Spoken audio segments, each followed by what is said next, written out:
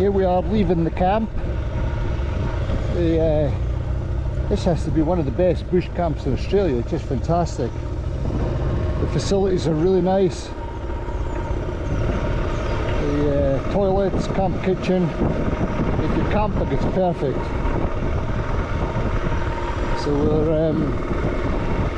we're heading back to Perth via the back roads. We just have to watch out for the train tracks, and we'll see how we get on. Doing this video is just show you a few different roads that we went back. I won't show you the whole trip obviously because it's pretty monotonous. This is typical road in Western Australia. You can see the brown country either side and fairly straight.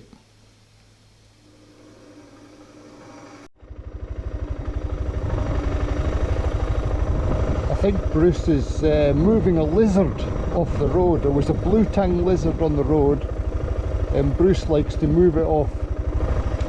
He once tried it with a snake and it chased him. He doesn't like killing animals on the road, so I think he's moving a blue tongue lizard. So we'll just hang about. Hope it's not a snake. Okay, so you'd be glad to know it wasn't a snake. And what I've just pointed out there is that's an ancient, I think it's Devonian or something, 260 million year old limestone reef. It's a remnant of a limestone reef that covered the whole of Western Australia. It's pretty phenomenal geology, that. You can see the roads here continue to be single track, and here's a corner. I'm showing you another corner. I think after this we're going onto the dirt roads. And they get a bit sketchy, the dirt roads here, because it's all gravel and it builds up between the tyre tracks.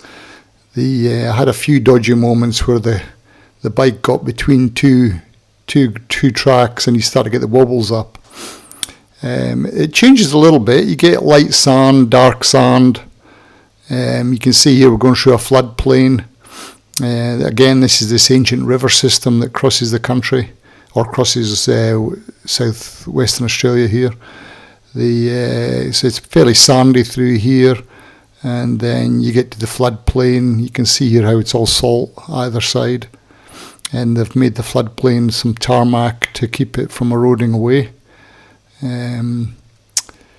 It's quite interesting geology. It changes quite dramatically, and here we've still got some water lying about, surprisingly, at the start of summer.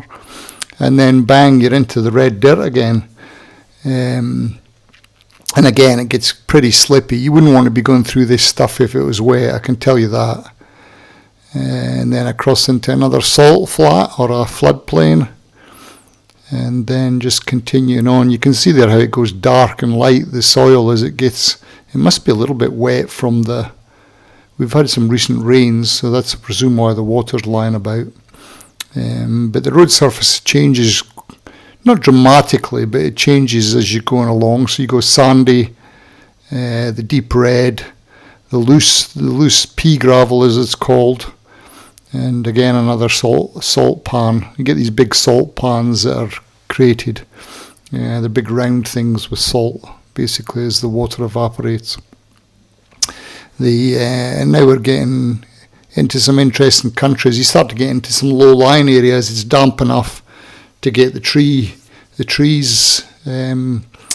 taken off, and so you get these sort of mulga areas, I think they're called, where you get the short stubby trees, and they've disappeared again.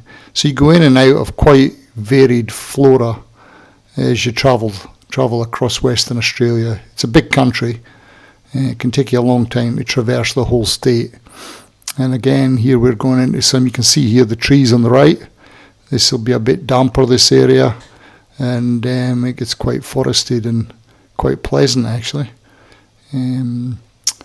So we went through all this, and then of course you're back onto the plains again, higher up.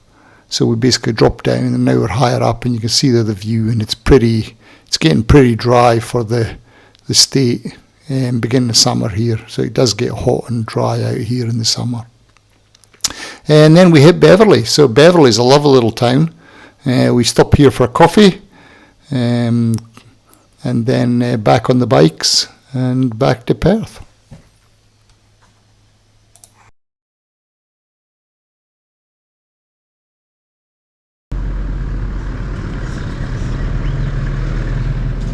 Right, let's head back to Perth.